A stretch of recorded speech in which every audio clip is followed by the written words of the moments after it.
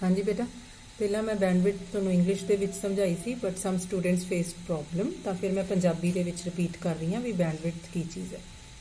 ਦੇਖੋ, ਬੈਂਡਵਿਡਥ ਵੀ ਇੱਕ ਤਰੀਕਾ ਹੈ ਨੈਟਵਰਕ ਦੀ ਸਪੀਡ ਜਾਂ ਕਪੈਸਿਟੀ ਮੈਜ਼ਰ ਕਰਨ ਦਾ। ਦੇਖੋ, ਨੈਟਵਰਕ ਦੀ ਜਿਹੜੀ ਸਪੀਡ ਹੈ ਇੰਟਰਨੈਟ ਦੀ ਜਾਂ ਕਿਸੇ ਵੀ ਨੈਟਵਰਕ ਦੀ, ਉਹ ਆਪਾਂ ਬੇਸਿਕਲੀ ਮੈਜ਼ਰ ਕਰਦੇ ਹਾਂ ਵੀ ਕਿੰਨਾ ਡੇਟਾ ਇੱਕ ਪਰ ਯੂਨਿਟ ਆਫ ਟਾਈਮ, ਮਤਲਬ ਇੱਕ ਸੈਕਿੰਡ ਦੇ ਵਿੱਚ ਟ੍ਰਾਂਸਫਰ ਹੋ ਰਿਹਾ। ਇਹਨੂੰ ਹੀ ਮੈਜ਼ਰ ਕਰਨ ਦਾ ਦੂਸਰਾ ਤਰੀਕਾ ਬੈਂਡਵਿਡਥ ਹੈ।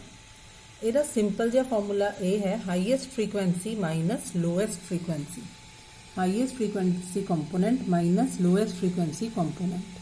ਹੁਣ ਜਿਵੇਂ ਆਪਾਂ ਇਹ ਟੀਵੀ ਦੀ ਐਗਜ਼ਾਮਪਲ ਲੈ ਲਈਏ, ਸਪੋਜ਼ ਟੀਵੀ ਦੇ ਵਿੱਚ 3 ਚੈਨਲਸ ਚੱਲ ਰਹੇ। ਚੈਨਲ 1 ਜਿਹੜਾ ਕਿ 100 ਤੋਂ 200 ਮੈਗਾਹਰਟਜ਼ ਦੀ ਫ੍ਰੀਕੁਐਂਸੀ ਤੇ ਚੱਲ ਰਿਹਾ, ਦੂਸਰਾ ਚੈਨਲ 250 ਤੋਂ 300 ਦੀ ਮੈਗਾਹਰਟਜ਼ ਦੀ ਫ੍ਰੀਕੁਐਂਸੀ ਤੇ ਚੱਲ ਰਿਹਾ, ਤੇ ਤੀਸਰਾ 400 ਤੋਂ 500 ਦੀ ਮੈਗਾਹਰਟਜ਼ ਦੀ ਫ੍ਰੀਕੁਐਂਸੀ ਤੇ ਚੱਲ ਰਿਹਾ। ਠੀਕ ਹੈ, ਹਰੇਕ ਚੈਨਲ ਦੀ ਦੇਖੋ ਇੱਕੋ ਹੀ ਤਾਰ ਤੇ ਤੁਹਾਨੂੰ ਇੰਨੇ ਸਾਰੇ ਚੈਨਲਸ ਕਿੱਦਾਂ ਦਿਖਦੇ ਆ, ਕਿਉਂਕਿ ਉਹਨਾਂ ਦੀ ਫ੍ਰੀਕੁਐਂਸੀ ਸਪੇਸ ਅਲੱਗ-ਅਲੱਗ ਵੰਡੀ ਹੁੰਦੀ ਹੈ।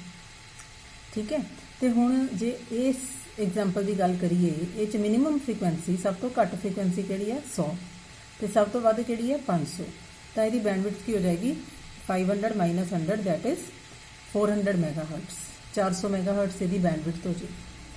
ਤੇ ਜੇ ਕਿਸੇ ਦੀ ਇਸ ਤੋਂ ਜ਼ਿਆਦਾ ਹੋਏ, ਸਪੋਜ਼ ਇਹਦੀ ਮਿਨੀਮਮ ਆਪਾਂ ਘੱਟ ਤੋਂ ਘੱਟ 100 ਲੈ ਲਈਏ ਤੇ ਵੱਧ ਤੋਂ ਵੱਧ ਇਹਦੀ ਸਪੋਜ਼ ਆਪਾਂ 1000 ਲੈ ਲਈਏ, 1800 ਲੈ ਲਈਏ, ਤਾਂ ਉਹਦੀ 1700 ਹੋ ਜਾਏਗੀ ਬੈਂਡਵਿਡਥ। ਤਾਂ ਉਹ ਜਿੰਨੀ ਬੈਂਡਵਿਡਥ ਵਧੇਗੀ ਓਨੀ ਹੀ ਉਹਦੀ ਕਪੈਸਿਟੀ ਵਧੇਗੀ ਜਾਂ ਨੈਟਵਰਕ ਡੇਟਾ ਟ੍ਰਾਂਸਫਰ ਕਰਨ ਦੀ ਸਪੀਡ ਵਧੇਗੀ। This is called bandwidth. ਠੀਕ ਹੈ, ਸਿੰਪਲ ਜੀ ਗੱਲ ਹੈ, highest frequency component minus lowest frequency component. I hope this is clear now. ਤੇ now this chapter is over. So these were some of the important topics. ਇਹਨਾਂ ਨੂੰ ਵੀ ਮੈਂ ਪੰਜਾਬੀ 'ਚ ਰਿਪੀਟ ਕਰ ਰਹੀ ਹਾਂ so that all your problems should be solved. ਪਹਿਲੀ ਹੈ ਬੇਟਾ ਟੋਪੋਲੋਜੀ। ਦੇਖੋ, ਤੁਹਾਡੇ ਕੋਲ ਬਹੁਤ ਸਾਰੇ ਕੰਪਿਊਟਰਸ ਹੁੰਦੇ ਤੇ ਉਸ ਸਪੋਜ਼ 4-5 ਜਾਂ 10 ਜਾਂ 500 ਜਿੰਨੇ ਮਰਜ਼ੀ ਕੰਪਿਊਟਰਸ ਹੈ, ਉਹਨਾਂ ਨੂੰ ਕਿਸ ਪੈਟਰਨ, ਕਿਸ ਡਿਜ਼ਾਈਨ, ਕਿਸ ਤਰੀਕੇ ਦੇ ਨਾਲ ਜੋੜਦੇ ਹੋ ਤੁਸੀਂ, ਕਿਸ ਸਟਰਕਚਰ ਦੇ ਨਾਲ, ਉਹਨੂੰ ਟੋਪੋਲੋਜੀ ਕਹਿੰਦੇ ਆ। ਇਹ ਸਭ ਤੋਂ ਇੰਪੋਰਟੈਂਟ ਕੁਐਸਚਨ ਹੈ ਟੋਪੋਲੋਜੀ ਤੇ ਲਾਸਟ ਹੈ ਟ੍ਰਾਂਸਮਿਸ਼ਨ ਮੀਡੀਆ। ਇਹ ਬੋਰਡ ਦੇ ਪੇਪਰ 'ਚ ਹਮੇਸ਼ਾ ਆਉਂਦੇ ਆ, ਟੋਪੋਲੋਜੀ ਤੇ transmission media, first and last long question ਆਉਂਦੇ, ਇਹਨਾਂ ਨੂੰ ਧਿਆਨ ਨਾਲ ਕਰਨਾ। What is topology? It is the pattern in which the computers and wires are connected in a network. ਜਿਸ ਪੈਟਰਨ ਦੇ ਵਿੱਚ ਆਪਾਂ ਕੰਪਿਊਟਰਸ ਨੂੰ ਕਨੈਕਟ ਕਰਦੇ ਹਾਂ ਉਹਨੂੰ ਟੋਪੋਲੋਜੀ ਕਹਿੰਦੇ। ਠੀਕ ਹੈ, ਇਹ ਕਾਫੀ ਸਾਰੀਆਂ ਪੜ੍ਹੀਆਂ ਤੁਸੀਂ, ਰਿੰਗ, ਬਸ, ਸਟਾਰ, ਟਰੀ, ਇਹਨਾਂ ਦੀ ਐਡਵਾਂਟੇਜਸ, ਡਿਸਐਡਵਾਂਟੇਜਸ, ਡਾਇਗਰਾਮਸ ਅੱਛੀ ਤਰ੍ਹਾਂ ਕਰ ਲਿਓ। ਅੱਗੇ ਹੈ ਟਾਈਪਸ ਆਫ ਨੈਟਵਰਕਸ। ਇਹ ਆਮ ਹੀ ਬੱਚਿਆਂ ਨੂੰ ਭੁੱਲ ਜਾਂਦੇ ਆ ਟਾਈਪਸ ਆਫ ਨੈਟਵਰਕਸ ਕੀ ਹੈ। ਯਾਦ ਰੱਖਣਾ ਹੈ ਲੈਨ, ਮੈਨ ਤੇ ਵੈਨ। ਇਹਦੇ ਵਿੱਚ 8 ਡਿਫਰੈਂਸਿਸ ਹੈ, ਉਹ ਸਾਰੇ ਪੁਆਇੰਟਸ ਤੁਸੀਂ ਲਰਨ ਕਰਨੇ। Physical area, error, speed, devices, ਠੀਕ ਹੈ, ਨੈਟਵਰਕ ਟਾਈਪ, ਕਾਫੀ ਸਾਰੇ ਪੁਆਇੰਟਸ ਹੈ। 8 ਪੁਆਇੰਟਸ ਹੈ ਲੈਨ, ਮੈਨ, ਵੈਨ, types of networks which you have to learn. Next is modem and its types. Modem ਹੁੰਦਾ ਹੈ ਕੰਪਿਊਟਰ ਤੇ ਫੋਨ ਨੂੰ ਕਨੈਕਟ ਕਰਨ ਵਾਲੀ ਡਿਵਾਈਸ ਨੂੰ ਮੋਡਮ ਕਹਿੰਦੇ। It converts analogue to digital and digital to analogue signal. It is of 2 types, internal ਤੇ external. External modem computer ਦੇ ਬਾਹਰ ਲੱਗਦਾ, ਇੰਟਰਨਲ ਅੰਦਰ ਲੱਗਿਆ ਹੁੰਦਾ। External modem is faster than internal modem. ਅੱਗੇ ਹੈ ਬੇਟਾ ਹੱਬ।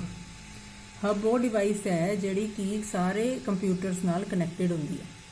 ਹੱਬ is a device which is connected with all the computers in a network. ਇਹ ਇਹਦੀ ਡੈਫੀਨੇਸ਼ਨ ਹੈ। ਹੱਬ 2 ਤਰੀਕੇ ਦਾ, ਐਕਟਿਵ ਤੇ ਪੈਸਿਵ। ਐਕਟਿਵ ਹੱਬ ਹੈ ਜਿਹੜਾ ਉਹ ਡੇਟਾ ਨੂੰ ਅੱਗੇ ਭੇਜਣ ਤੋਂ ਪਹਿਲਾਂ ਐਂਪਲੀਫਾਈ ਕਰਦਾ, ਤੇ ਪੈਸਿਵ ਹੱਬ ਐਜ਼ ਸੱਚ ਸਾਰਿਆਂ ਨੂੰ ਭੇਜ ਦਿੰਦਾ, ਉਹ ਐਂਪਲੀਫਾਈ ਨਹੀਂ ਕਰਦਾ। ਐਂਪਲੀਫਾਈ ਹੁੰਦਾ ਸਿਗਨਲ ਸਟਰੈਂਥ ਨੂੰ ਵਧਾਉਣਾ। ਅੱਗੇ ਹੈ ਬੇਟਾ URL, uniform resource locator. URL website ਦੇ ਐਡਰੈਸ ਨੂੰ ਕਹਿੰਦੇ। ਜਿਵੇਂ ਆਪਾਂ http www.google.com ਲਿਖਦੇ ਹਾਂ, ਦਿਸ ਇਜ਼ ਅ URL। ਠੀਕ ਹੈ, http ਕੀ ਹੋ ਗਿਆ ਇਹਦੇ 'ਚ ਪ੍ਰੋਟੋਕੋਲ, ਤੇ ਗੂਗਲ ਕੀ ਹੋ ਗਿਆ ਸਰਵਰ ਦਾ ਨੇਮ। ਤੇ ਇਸ ਤੋਂ ਅੱਗੇ ਸਪੋਜ਼ ਆਪਾਂ ਗੂਗਲ ਦੇ ਵਿੱਚ ਜਾ ਕੇ ਸਰਚ ਕਰ ਰਹੇ ਹਾਂ ਮੋਬਾਈਲਸ, ਠੀਕ ਹੈ, ਤਾਂ ਉੱਥੇ ਆ ਗਿਆ mobiles.html, that is the file path. URL ਦੇ 3 ਹਿੱਸੇ ਹੁੰਦੇ ਆ। ਠੀਕ ਹੈ, ਉਸ ਤੋਂ ਬਾਅਦ ਬੇਟਾ ਬਹੁਤ important communication channel. It is the mode of data transfer between 2 computers. ਇਹ ਇਹਦੀ ਡੈਫੀਨੇਸ਼ਨ ਹੈ, ਉਹ ਜ਼ਰੀਆ ਜਿਹਦੇ ਥਰੂ ਆਪਾਂ ਡੇਟਾ ਟ੍ਰਾਂਸਫਰ ਕਰਦੇ ਆ ਦੋ ਕੰਪਿਊਟਰਸ ਦੇ ਵਿੱਚ, ਉਹਨੂੰ ਕਮਿਊਨੀਕੇਸ਼ਨ ਚੈਨਲ ਕਹਿੰਦੇ ਆ। ਇਹ ਤਿੰਨ ਟਾਈਪਸ ਦਾ ਹੁੰਦਾ, ਸਿੰਪਲੈਕਸ, ਡਿਊਪਲੈਕਸ ਤੇ ਹਾਫ ਡਿਊਪਲੈਕਸ। ਸਿੰਪਲੈਕਸ 'ਚ ਇੱਕ ਪਾਸੇ ਡੇਟਾ ਟਰੈਵਲ ਕਰਦਾ, ਡਿਊਪਲੈਕਸ 'ਚ ਦੋ ਪਾਸੇ, ਤੇ ਹਾਫ ਡਿਊਪਲੈਕਸ 'ਚ ਦੋਨੇ ਪਾਸੇ ਟਰੈਵਲ ਕਰਦਾ, ਬਟ ਐਟ ਅ ਟਾਈਮ ਇੱਕੋ ਹੀ ਪਾਸੇ ਟਰੈਵਲ ਕਰਦਾ। ਫਿਰ ਇਹਦੀਆਂ ਤਿੰਨ ਪ੍ਰੋਪਰਟੀਜ਼ ਹੈ, ਨੋਇਜ਼ ਡਿਸਟਰਬੈਂਸ ਵੀ ਸਭ ਤੋਂ ਘੱਟ ਹੋਣੀਆਂ ਚਾਹੀਦੀਆਂ ਐਨੀਵੇਅਰ ਐਨੀ ਟਾਈਮ। ਅੱਗੇ ਹੈ ਬੇਟਾ ਇੰਟਰਨੈਟ ਵਰਕਿੰਗ। ਇੰਟਰਨੈਟ ਵਰਕਿੰਗ ਹੁੰਦਾ ਹੈ when different networks are connected with each other with the help of gateway. ਜਦੋਂ ਪੂਰੇ ਦੇ ਪੂਰੇ ਇੱਕ ਨੈਟਵਰਕ ਨੂੰ ਦੂਸਰੇ ਨੈਟਵਰਕ ਨਾਲ ਜੋੜਦੇ ਆ ਉਹਨੂੰ ਇੰਟਰਨੈਟ ਵਰਕਿੰਗ ਕਹਿੰਦੇ ਆ। ਤੇ ਦੋ ਨੈਟਵਰਕਸ ਦੇ ਪ੍ਰੋਟੋਕੋਲਸ ਡਿਫਰੈਂਟ ਹੋ ਸਕਦੇ ਆ, ਵਾਇਰਡ ਵਾਇਰਲੈਸ ਹੋ ਸਕਦੇ ਆ, ਪੈਕੇਟ ਲੈਂਥ ਡਿਫਰੈਂਟ ਹੋ ਸਕਦੀ ਹੈ, ਉਹ ਸਾਰਾ ਕੁਝ ਗੇਟਵੇ ਨੇ ਧਿਆਨ ਰੱਖਣਾ ਹੁੰਦਾ। ਅੱਗੇ ਹੈ ਬੇਟਾ FTP that is file transfer protocol. ਠੀਕ ਹੈ, ਇਹ 3 ਸਟੈਪਸ 'ਚ ਕੰਮ ਕਰਦਾ। ਨਾਮ ਤੋਂ ਹੀ ਪਤਾ ਲੱਗਦਾ it transfers the files. 3 steps ਹੈ ਇਹਦੇ। ਸਭ ਤੋਂ ਪਹਿਲਾਂ ਕਨੈਕਟ ਕਰੇਗਾ, ਫਿਰ ਟ੍ਰਾਂਸਫਰ ਸਰਚ ਕਰੇਗਾ ਤੇ ਉਸ ਤੋਂ ਬਾਅਦ ਟ੍ਰਾਂਸਫਰ ਕਰੇਗਾ। ਐਨੋਨੀਮਸ FTP ਸਪੈਸ਼ਲ ਕੇਸ ਹੈ ਜਿਹਦੇ ਵਿੱਚ ਤੁਹਾਨੂੰ ਯੂਜ਼ਰਨੇਮ ਤੇ ਪਾਸਵਰਡ ਨਹੀਂ ਚਾਹੀਦਾ।